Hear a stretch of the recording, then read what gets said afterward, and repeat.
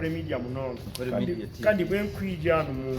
Ankole no Kampala nguma TV yetu ya Ankole Media Baram Sawavu twashi aho no mukama no maramizi nyoni Celeb wa Mbarara wari akansara amoni mukiga ebintu ebyo mu Western kansara amoni no amani no nitumweta munyoro nitumweta rutera abakazi rutera abakazi so kende chindi iwe nka vice chairperson NRM no not NRM MK movement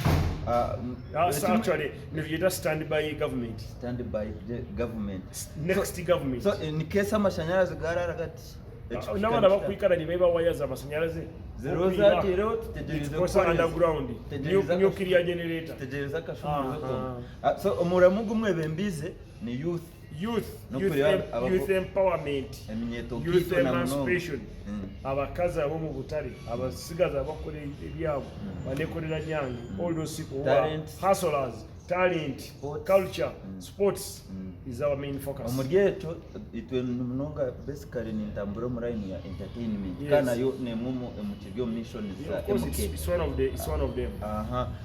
nituba tugya mu Western Uganda tukora amahuriro social media Kampala people they are benefiting a lot from this current government of which we are supporting it. No, you see, the reason why our father said go to the West, be my national vice chairman in charge of the West, because he knows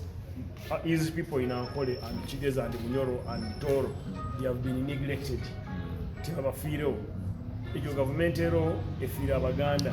Abo Kampala bakutoka ntore yangu kasere no kusasira bamuhebutiya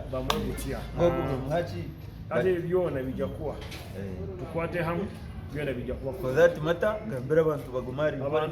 abantu nyena muguma Ankole Media kandi mu supporting mwe bari ku supporting muzeyi ogo Celeb wa Mbarara kandi nimbasaba akarura ko kwije